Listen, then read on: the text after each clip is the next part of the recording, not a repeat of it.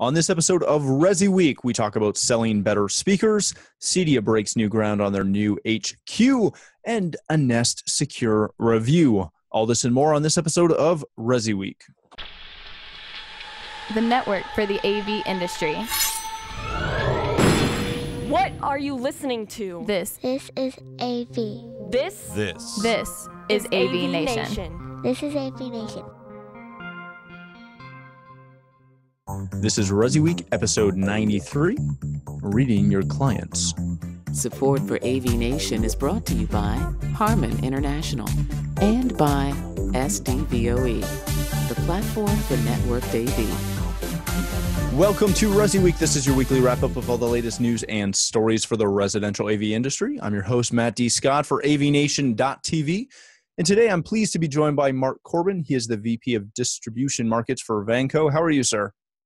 Great, Matt. Thanks for having me. Thanks for being here. Then we have Jason Knott. He is the editor of CE Pro. How are you, sir? I'm great. How you doing, Matt? I'm doing fantastic. And last but certainly not least, we have Ken Eagle. He is the Director of Field Training and Technical Sales for Athlona. How are you? I'm wonderful, Matt. Thanks again. Hey, thanks for being here. Gentlemen, let's kick this right off with a story that comes to us from CE Pro and the one and only Julie Jacobson. She kind of had we'll call it an epiphany last week, where she realized that she's probably a CI integrator's worst nightmare because she never listens to music. So she doesn't really want to hear your pitch on why you should sell her some, shall we say, high cost, high fidelity sounding speakers throughout her house.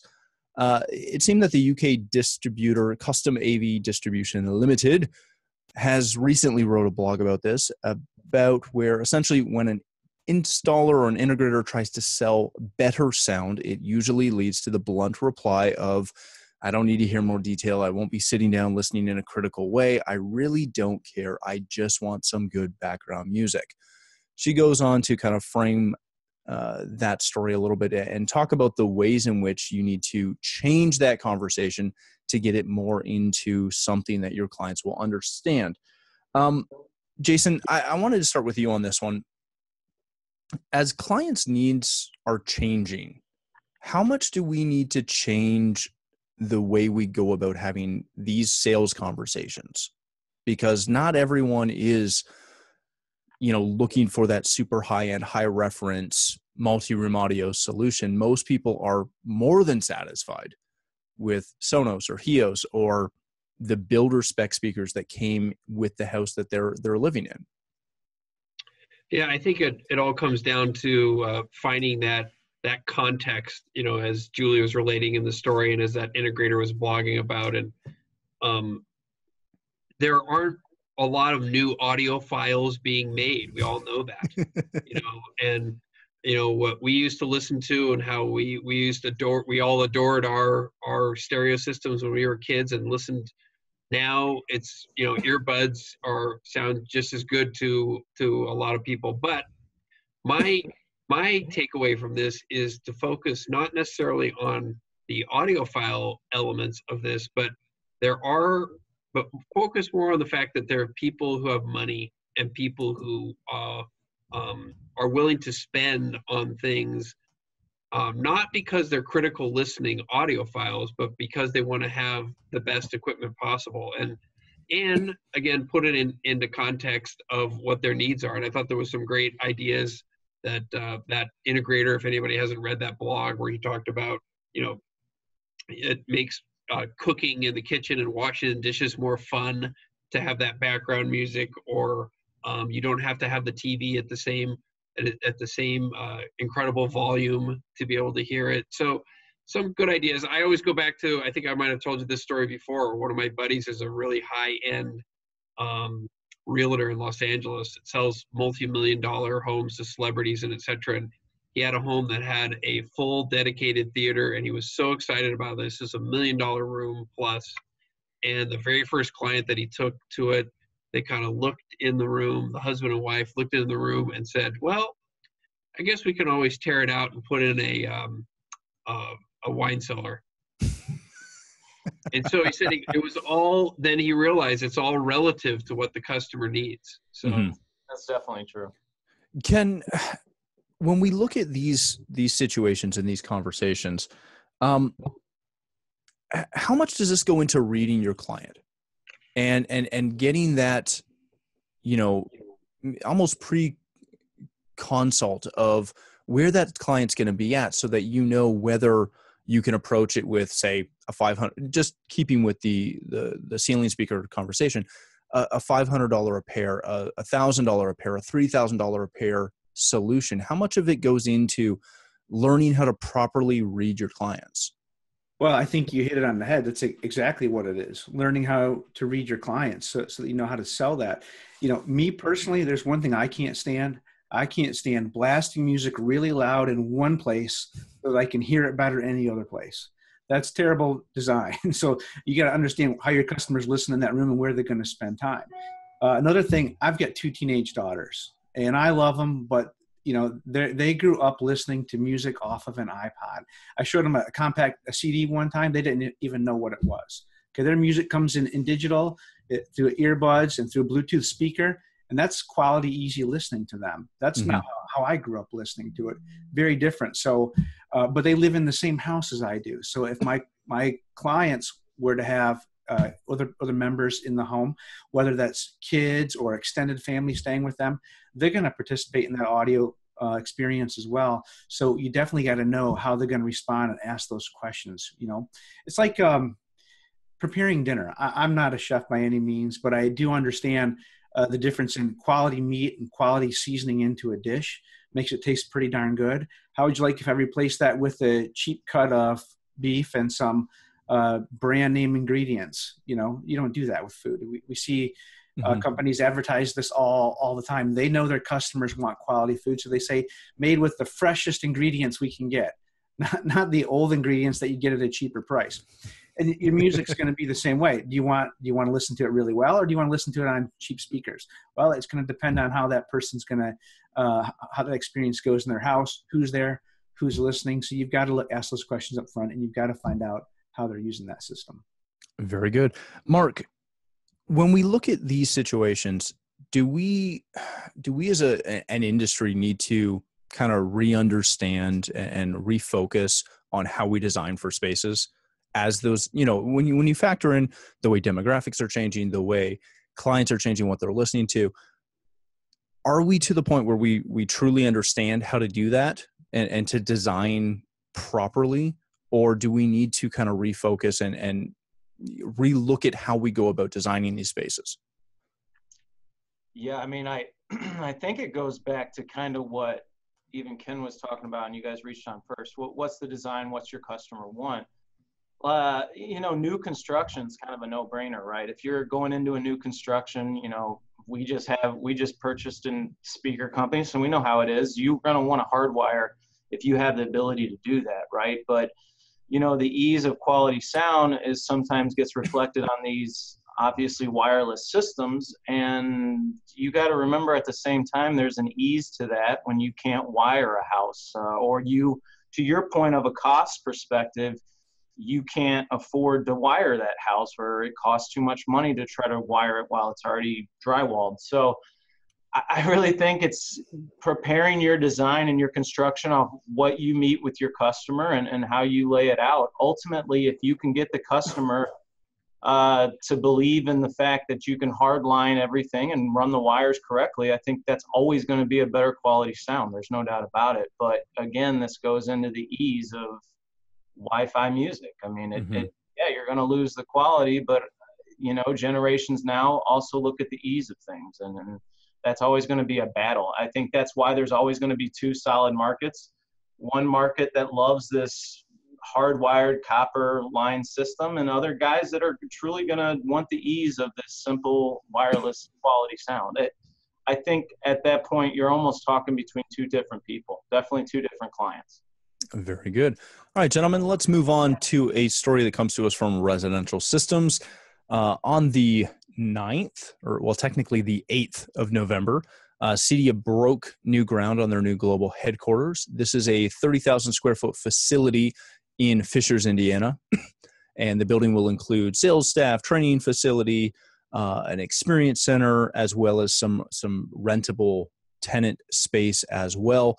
Ken, I wanted to start with you on this. This has been in the works for a long time. We've known that they've run into, an old existing building where they were paying a lot in maintenance, and everyone was quite excited about moving to this new facility. With construction expected to complete about this time next year, what changes is this going to bring for the association with a brand new headquarters, a brand new building that they own, that a year from now they'll be in? Well, I don't know what changes it will bring, but I can tell you what I think it has to bring. It has to bring a new sense of ownership to the members of CEDIA, to all the integrators out there who have been paying in and paying their dues and being part of that membership for all these years. I travel around, I talk to a lot of them. Everyone loves CEDIA, but a lot of them still really say, I don't always know what I get for my money. I'm in this and I like it, but what's the next thing? And I think this building needs to help deliver on some of the promise of CEDIA from all these years. And that is, this is a community building. There's opportunity to come in, to interact and to network with everyone, and more than anything, to learn in a hands-on fashion. And I know they had that at the current facility, but I'm not sure that I ever seen that get the utilization that I think it should have had. They need to find a way to do that with this building. Very good. Ken, because they're, and even in this not press release, but in this article, they mentioned that they're looking for CEDIA members who are interested in providing products and technical expertise, et cetera, should contact CEDIA through an email. Given what Ken said, when we look at experience centers, and dealers know how this works, as far as what they bring in and what they allow, and really what they put on display. So if CEDIA is doing a display environment and a learning environment, how do they go about, I don't want to say pleasing everyone, but you're a manufacturer, Ken's a manufacturer. If we reach out to every CEDIA manufacturer, everyone's going to have a solution. Everyone's going to have a product that they want to see in this headquarters. How does CEDIA manage that? Are you asking me or Jason? Yeah, sorry, Mark. Yeah, okay. Yeah, I obviously think it's going to be. You get the tough one. You get the real tough one. Let's be honest, I think it's going to be through, you're going to have to pay for that. You'll probably have to have a certain type of whatever it costs to get your products out there. What I'm really excited about, looking at the price tag of this building, is the training facilities. I think the training facilities alone, to be able to have people come in like ourselves or like Atlona, to come in and do trainings and be able to get enough clientele there through pushing it through that CEDIA channel. I think that's the biggest thing I'm most excited about. From a standpoint of how you get your products in there, again, I think it's just going to be from a standpoint of how much sponsorship are you willing to put forth. And I can't make those parameters, but I'm pretty sure that's how it will go. Very good. Jason, you've covered this probably since the get-go. When Ken's talking about how they need a new sense of community, does a new building and a new focus on training, which Mark touched on, because they've talked about how they want to get back to focus on training and member engagement. How does the new building give them that possibility? Yeah, I agree that it's an opportunity to bring CEDIA a real centerpiece as a world-class organization. I think it's a great long-term vision that they're thinking ahead with this facility, not only for the aura, so to speak, that it brings to the entity, but also, the fact that they're building something that's going to get some income out of it. It's so funny. The one thing I think of is years ago, I remember going and visiting the National Association of Home Builders in DC, and they had kind of a crummy facility. And actually, while I was there, they were building this, Emerald City, like from the Wizard of Oz type looking facility with this 3 or 4 or 5 story high glass cut corner. And it was beautiful, and everybody was so excited about it. And then right as they finished the facility, the recession hit, and there was actually a huge backlash from the members, the builders, because now their association was in this lavish HQ, and the builders were all going out of business because nobody was buying houses and they couldn't build houses. So, but let's hope that doesn't happen. I don't think that's going to happen. So I'm excited about it. The one thing, I don't know if you saw this, Matt, but I did read in the fine print in the contract that they signed with the builder that apparently the new directors of the board are going to be responsible for hand shoveling the foundation. I did hear that, and I was excited because I know how easy it is to shovel a foundation in not Indiana, because I haven't spent a ton of time there, but I know up here shoveling in December and January, easy peasy. It's a great cardio workout. You get that cold breath coming in. It's fantastic. But thanks for reminding me that I have to break out the car houts. That'll make up for your lack of running. It totally will. It totally will. Thanks for reminding me, Ken. Wow. Friends like this. All right, gentlemen, great topics. So let's move on to our last story of the day. This comes to us from CNET. It is a full and exhaustive review of the Nest Secure. If you don't know what the Nest is, we've been talking about this for a while. It's Nest's new, smart home alarm system that has come down the pipe. The interesting side of the Nest is that it is on the pricier side of. Everybody okay? Yeah. Oh, sorry. It's on the pricier side of a lot of these DIY products. Mark, I wanted to start with you on this one. Because it is pricier, but it does have that Nest name, even though it has a couple of limitations currently, like not working with the Google Assistant, even though it's a Google product. Figure that one out. What is it going to take for Nest to battle through being more expensive with arguably maybe a couple more limitations than some of the other systems in this market segment? I think that the biggest thing is the competition they're up against. I think the company is, let's see here, Simply Safe. I mean, they have a system that is $299 for almost the exact same type of options. Plus, it's a big cost difference. Now, I will say I think it's really going to come down to the app control, right? Nest does have a great app for any of their cameras, thermostats, so forth. So I personally don't have a Simply Safe. I personally use a wired system, but my guess would be, I think it's going to be a little bit tough challenge for them. There's even the other companies out there that battle them that add cameras into a system that are still under $500. So you're working off a really strong name in Nest, but I do think there's going to be some challenges with all the other people out in that space. The other thing too that I find always a little challenging, and maybe you guys don't agree with me on this, but I'm the type of guy that, if I have an HVAC problem, I'm probably going to call an HVAC guy. If I have a security problem, I'm kind of wanting to know that a security company can help me there. I always find a little hard time in this wireless security, these type of programs. They just, it's one of those things that security is kind of an important issue. And does it always need to be DIY, do it yourself? I don't know. It's an interesting concept to me. It always has been. So let me ask you just a quick follow-up before we move on.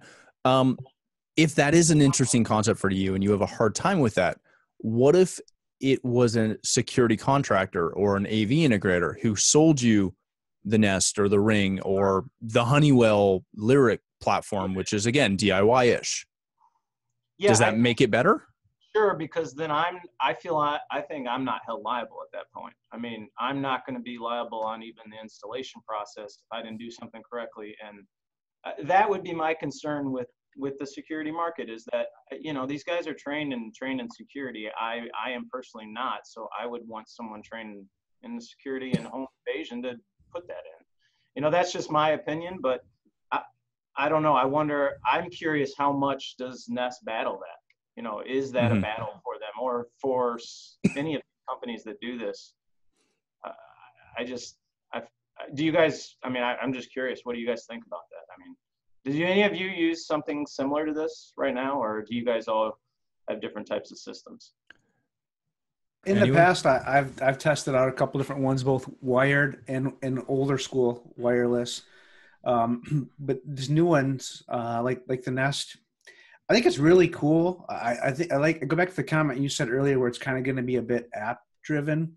You know, they have the advantage of having the Nest thermostats out already, and if they can ride on that with an app that ties in really cool, that's going to be their best bet for it, right? That's going to be the go-to-market. But at a higher price point with not much additional new functionality, it's going to be hard to sell against those less expensive apps. I mean, I look at it at $500, $599, $500 was it? 500. You know, and you've got competitors at $299. I mean, right. That's kind of a sweet spot when you see that price right there. For similar functionality, that's almost half the cost. You know, how do you battle against that? They do have some cool things like individual sensors. You know, you can press to turn off a door or a window, so you can just disable a zone. I love that. Great innovation. If they can build on that and drop the price, they got a shot. See, I think something that you've got to keep in mind, though, is even though Nest is in this product seeming to be more expensive, look at their thermostats, look at their Nest Protects, all of that. Heck, even the drop cam, it's significantly more expensive than some of the other, like the D-Link options and some of the other smart home options out there. As the one kind of integrator on the show, the one thing I'll mention is that my company does very little security. We get asked for it a lot, but we do very little of it. These are the products that our clients, for the most part, are asking for. They're asking for something that's app-driven, that's simple to use, easy to install, easy to add to, that they don't have to make a service call for. It's a lot of that millennial mindset. They don't want to pay massive monitoring costs. They don't want to be tied in to their alarm company or the big three-letter one for 4 years. They create an ecosystem with this. It's very Apple-esque, right? Where you've got an ecosystem, and that generation, it grew up with that kind of environment. They're used to it. I think you're right on. It is priced a little bit more, but perhaps the ease of the ecosystem and the familiarity of the product ecosystem will give them an advantage. Very good. Jason, I had a question for you. And again, I know you guys have followed this quite a lot on something like the Nest Secure, where in this review, they noticed that trying to install it and get the sensors working in their test hub would not function because of their router. And we all know that, especially DIY guys, they might spend the time to research the product they're buying. They might even go as far as checking to make sure that their router is compatible if, for example, the Nest website has a list of compatible routers. But at some point, they're going to either not look for that link, not even think about it, or worse, not know what router they have in their house. At what point does problems like this dramatically hurt the potential sales? Because I view this as, especially if this gets to the point where you can go into your local Home Depot or Lowe's or Best Buy and pick this up off the shelf with their easy return policies, how many clients will take this home, or DIY end users take this home, open it up, try to get it connected? After an hour and a half, they're probably not going to call a CEDIA member to come fix it. They're going to put it back in the box and take it back to Best Buy. Yeah, I think this kind of goes to your question earlier to Mark, which is what can integrators do to embrace this DIY space? And I think the last time we spoke, Matt, I was mentioning to you that a distributor had mentioned to me that he believed that within 5 years, 75% of all residential security systems will be do-it-yourself. And it's already about a third of the market, and that just between Simply Safe and Comcast, they were adding, I believe it was 75,000 accounts per month just between those two companies. So, but I believe there is an opportunity for integrators to be engaged in the DIY space as, almost look at the Amazon Home Services type of play as an assistant or offering this. These are customers that you have to recognize you would not have gotten for your professional alarm installation. They're not completely. It's not cannibalizing your existing business at all. These would be new customers. How you could work in some sort of a monitoring fee, which is what the guys who are embracing DIY are not offering it as a unmonitored system. They're offering it with a monitoring fee. And a Nest, of course, has the Nest Aware fee that the integrator that right now they charge.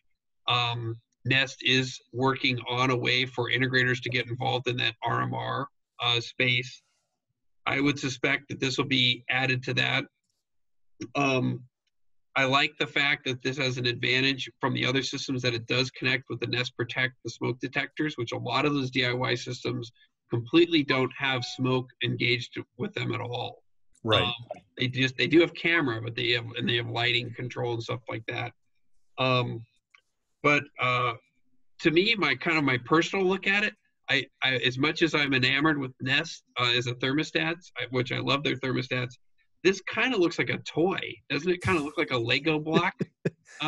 It is very toyish, very white, plasticky goodness, maybe. So, and it just goes to show you, years ago when the delayed entry keypad was invented by engineers with the idea that, if somebody stole your key to your home, then they couldn't get into your house. So then they said, let's create a delayed entry keypad so that if somebody's holding a gun to your head and says, bring me in your house, you could go in and surreptitiously hit the wrong code. That's an emergency code. But all those protections that were part of a professional security system are all gone away. This is a fob that you swipe in front of it and it opens it up. If you drop that fob, as far as I can tell, there's no protection to keep being, a bad guy from picking up that fob and walking in your house and deactivating the system. So it's just the nature of what's going on in DIY security. And I think Nest will do pretty well. I've seen the TV commercials. I'm sure you guys are seeing them too. Mm-hmm. So last question before we go. If you're looking at this, and just as Jason mentioned, this isn't necessarily going to cannibalize traditional wired alarm systems, especially not, like commercial or multi-zone systems, things such as that. Why did dealers have such an apprehension to jump on board and say, hey, we will sell you this Nest Secure, for example, for $500 and we'll charge $250 to install it. And it takes your techs an hour and a half, and you're banking minimum $200 or $150. And it's a quick, easy sale that then could lead to higher margin products, stuff like that. Anyone? Yeah, I mean, I don't think that I think they should be doing that, exactly what you just described. But I think the hesitancy is because they think it might affect the price point that they get for their professionally installed systems. So the one thing I can say that we track this, the average price point that an integrator has been getting for a residential alarm system has fallen by 33% in the last 8 years. As the proliferation of these DIY systems come on board, it is peripherally affecting the price point that they're getting for their professionally installed systems. Gotcha. Very good. All right, gentlemen, thank you so much for joining us today. Mark, where can people connect with you? You can find us at vanco1.com as well as on Facebook and on Twitter, Vanco1. Find us at both places. Excellent. Ken, thanks again for joining us. Where can people connect with you? At Lona.com. Also, we've got a roadshow going on, traveling around showing off our AV over IP system to the end of the year. Ooh. Check out if it's coming to your city and at Lona.com. Excellent. Jason, thanks again for joining us. Where can people connect with you? Thanks for having me, Matt. You can follow me on Twitter at JasonW Knott. And of course, you can go to cepro.com. Very good. Thanks again. For myself, if you'd like to connect with me, you can find me at Matt D. Scott on Twitter and every other social platform. But more importantly, please stop by avnation.tv. You'll find this show as well as a wide variety of our other shows with all the verticals that we cover. When you visit the website, please make sure you stop to take a look at our underwriters. We are extremely thankful for their support and ask that you support them as well. Thanks again for watching. That's all the time we have for this episode of ResiWeek.